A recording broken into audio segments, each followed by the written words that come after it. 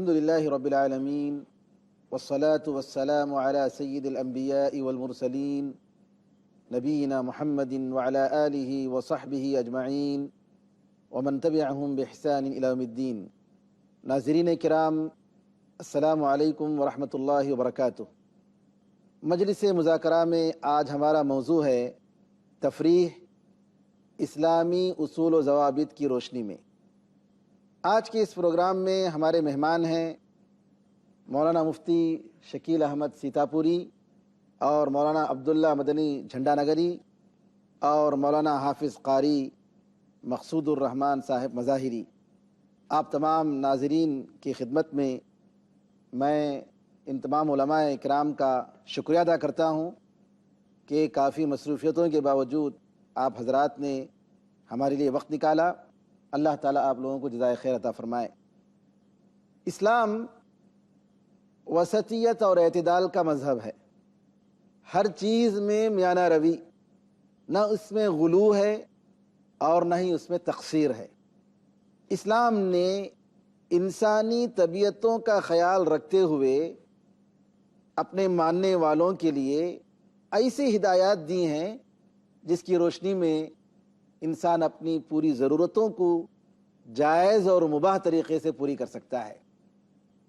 اسلام میں انٹرٹینمنٹ کے لیے، تفریح کے لیے کہاں تک جواز ہے علماء کرام بتائیں گے، لیکن ایک بات غور کرنے کی ہے کہ اسلام نے انسان کے سارے اوقات کو اللہ تعالیٰ ہی کی عبادت ہی میں گزارنے کے لیے، یعنی نماز ہی میں گزارنے کے لیے نہیں کہا، بلکہ آپ دیکھیں گے کہ نبی کریم صلی اللہ علیہ وسلم نے فرمایا کہ وہ شخص روزہ نہیں رکھا جو سال بھر کا روزہ رکھتا ہے، بلکہ آپ نے کہا کہ سب سے بہترین روزہ داؤد علیہ السلام کا روزہ ہے کہ آپ ایک دن روزہ رکھتے تھے اور ایک دن روزہ چھوڑتے تھے۔ یعنی انسان کی خواہشات کا بھی خیال ہونا چاہیے۔ اسی طریقے سے نبی کریم صلی اللہ علیہ وسلم نے بعض اوقات میں نماز پڑھنے سے منع کیا، نفل نمازیں، مثال کے طور پر فجر کی نماز کے بعد سے سورج کے طلوع ہونے تک اور عصر کی نماز کے بعد سے سورج غروب ہونے تک۔ تو کہنے کا مطلب یہ ہے کہ شریعت میں انسانی ضروریات کا خیال کیا گیا ہے اور اللہ تعالیٰ نے انسان کی ضرورتوں کا خیال رکھتے ہوئے ایسے احکام اور ایسے مواقع عطا کیے ہیں کہ جس میں انسان اپنی جائز ضرورتوں کو آزادی کے ساتھ پوری کر سکتا ہے۔ میں مفتی شکیل احمد سیتاپوری صاحب سے درخواست کروں گا کہ انٹرٹینمنٹ کے تعلق سے، جبکہ آج کے زمانے میں زندگی کا ایک اہم حصہ بن چکا ہے، آپ کو معلوم ہوگا ناظرین کرام کہ بعض ممالک میں انٹرٹینمنٹ کے لیے، تفریح کے لیے باقاعدہ بجٹ نکالا جاتا ہے اور باقاعدہ گھروں میں اس کی پلاننگ ہوتی ہے، خاص طور پر چھٹیوں کے موقع پر۔ تو ایسے موقع پر جبکہ وہ ایک ضرورت بن چکی ہے، چاہے آپ اس کو ضرورت تکمیلی یا تحسینی کہیے، تو اسلام انٹرٹینمنٹ کے تعلق سے کیا کہتا ہے؟ مولانا مفتی شکیل احمد سیتاپوری۔ اس بارے میں میں یہ عرض کروں گا کہ انسان کی طبیعت متنوع واقع ہوئی ہے، یعنی رنگا رنگ مشاغل کو طبیعت انسانی پسند کرتی ہے۔ ایک رنگ کے کام پر طبیعت صبر نہیں کر سکتی، اس کے اندر تنوع ہوتا ہے، قسم قسم کے مشغلے اس کے سامنے آنے چاہیے۔ اگر مسلسل کوئی سنجیدہ عمل کیا جائے، چاہے وہ تجارت ہو، چاہے وہ زراعت ہو، چاہے وہ قرات یعنی کتب بینی ہو، تو انسانی طبیعت گٹھل ہو جائے گی، کند ہو جائے گی، منجمد ہو جائے گی، اس کے اندر شگفتگی اور تازگی باقی نہیں رہے گی۔ اس لیے اگر ہم اپنی شگفتگی کو باقی رکھنا چاہتے ہیں اور اپنی طبیعت کی تازگی کو باقی رکھنا چاہتے ہیں تو ہمیں جائز تفریح کے مواقع نکالنے پڑیں گے۔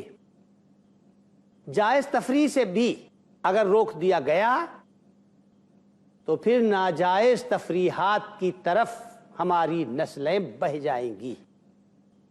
پاتے نہیں جب راہ تو بہہ جاتے ہیں نالے، رکتی ہے میری اتباع تو ہوتی ہے رواں اور۔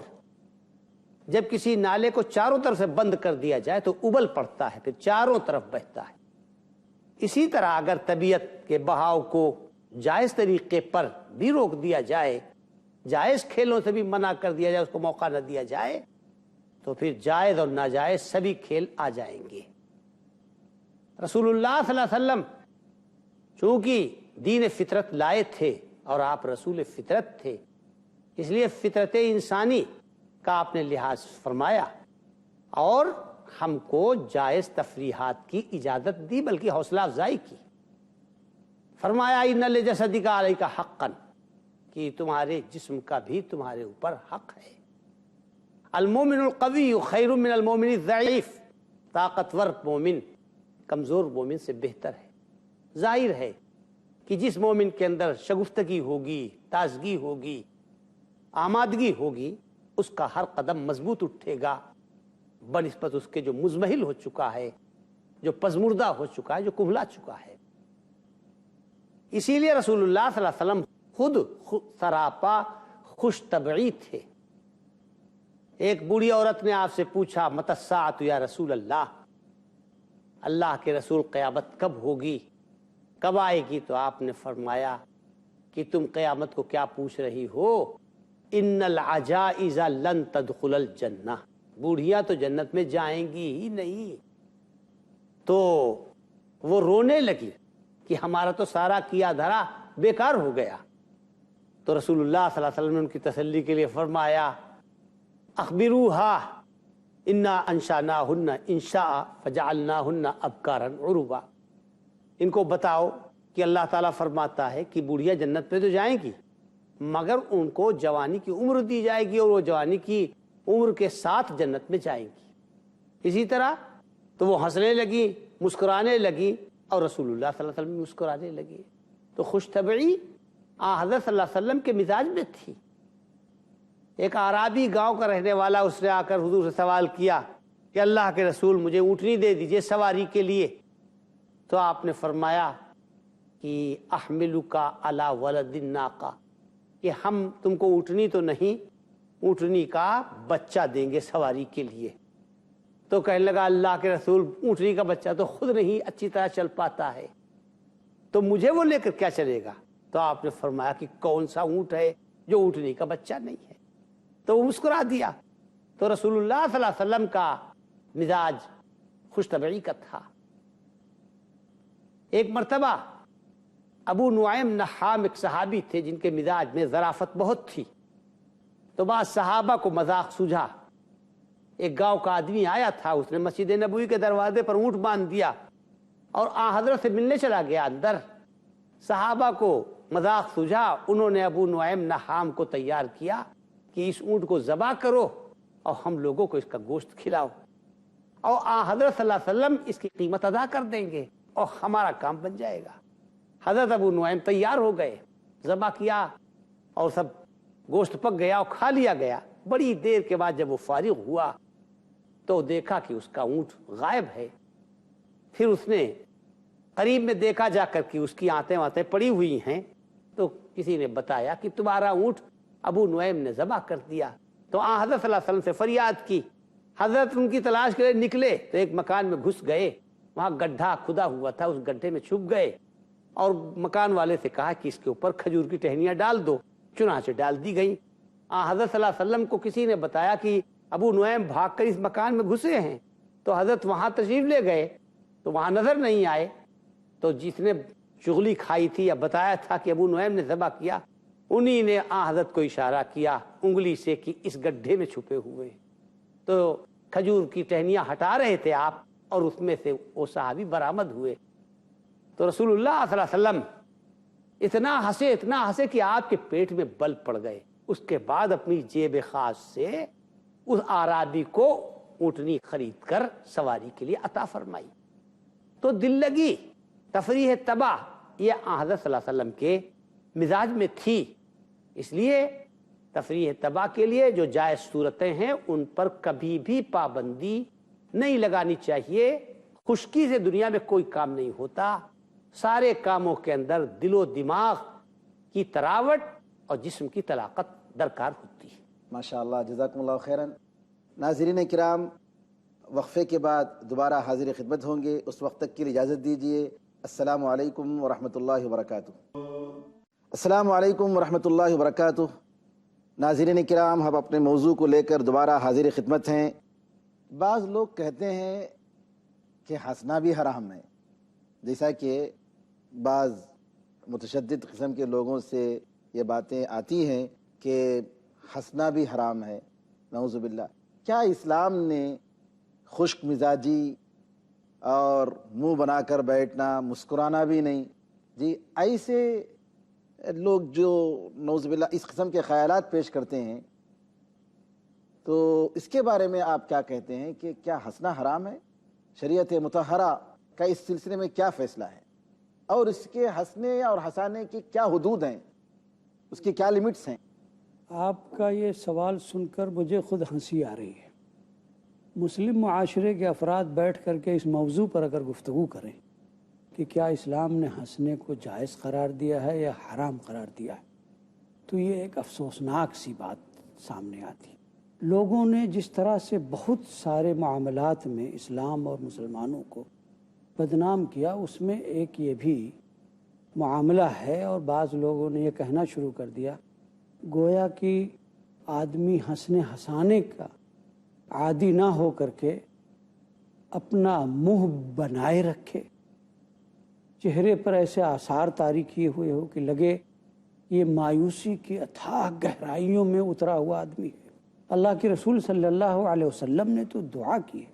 ہم اس نبی کی امت ہیں جن کے تبسم، جن کی مسکراہٹ باقاعدہ احادیث میں اور کتابوں میں خصوصیت کے ساتھ ذکر کیا گیا. مسائل میں ہنس پڑے.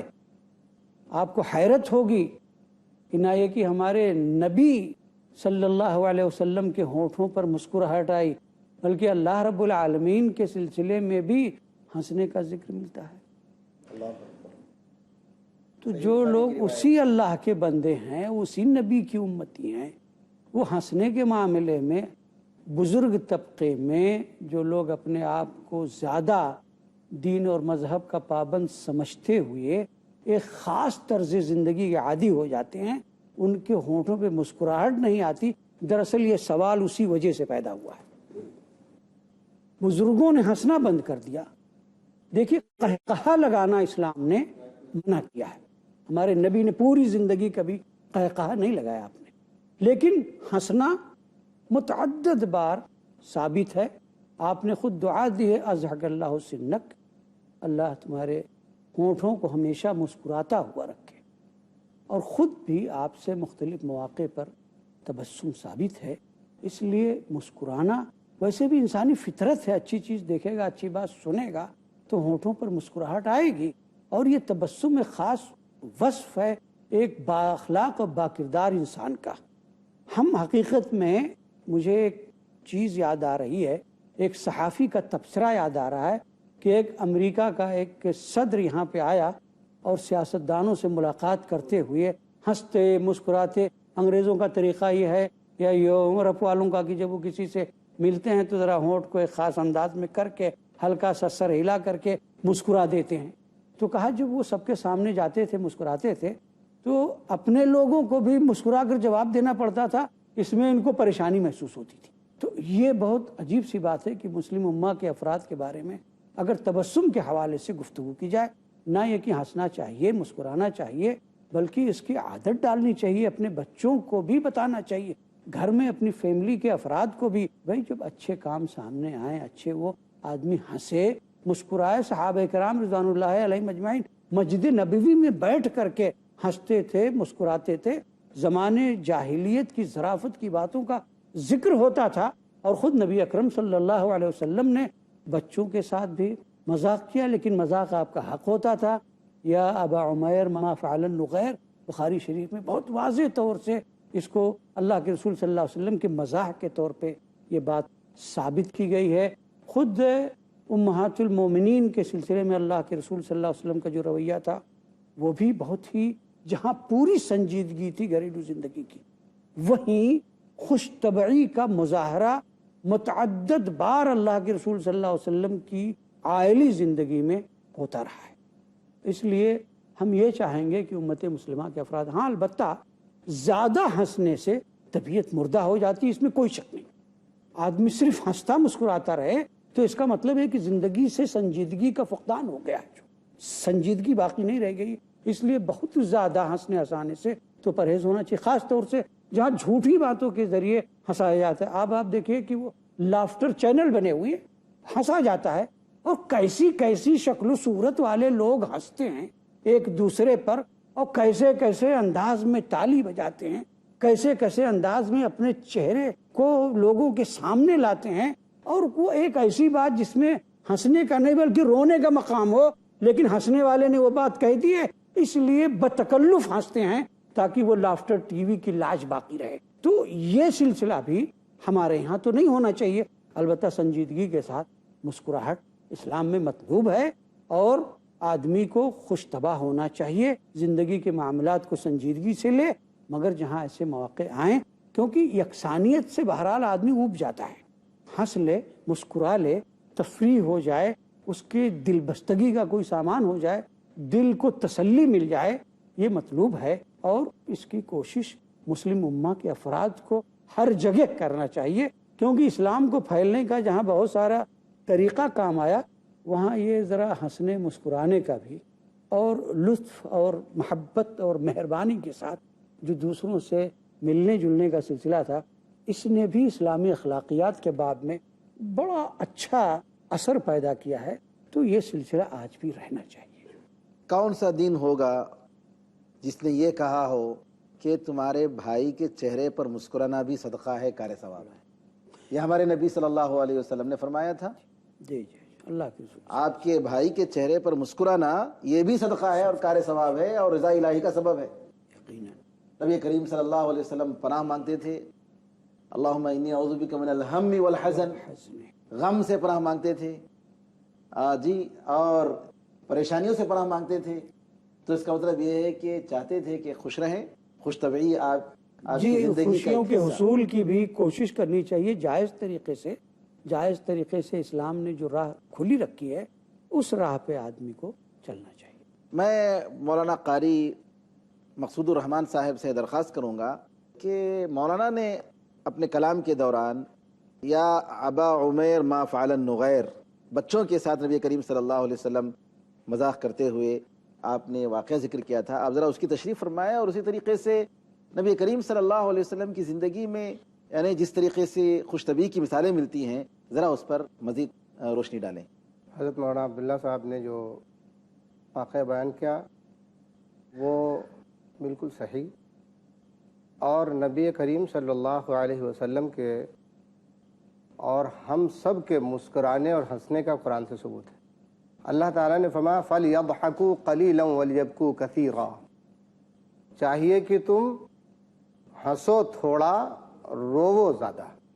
اور جیسے حضرت نے شیخ نے فرمایا، بہت سی مثالیں دی ہیں، ایک مثال تو ہمارے لیے کافی ہے کہ عرفات کے میدان میں حجۃ الوداع کے موقع پر ہمارے اور آپ کے نبی و رسول محمد صلی اللہ علیہ وسلم عرفات کے میدان میں موجود ہیں، اور آپ نے مسرت کا اظہار کیا، آپ ہنسے، یہاں تک کہ آپ کے جو نوکیلے دانت ہیں وہ ظاہر ہو گئے، یعنی آپ کے ہمیشہ ہنسنے کے بجائے جو چند دانت ثنائے علیٰ اور ثنائے سفلا جو تجوید کے اندر بولتے ہیں، اس کے علاوہ نواجذ جو نوک دار دانت ہیں یہ ظاہر ہو گئے آپ کے منہ کے۔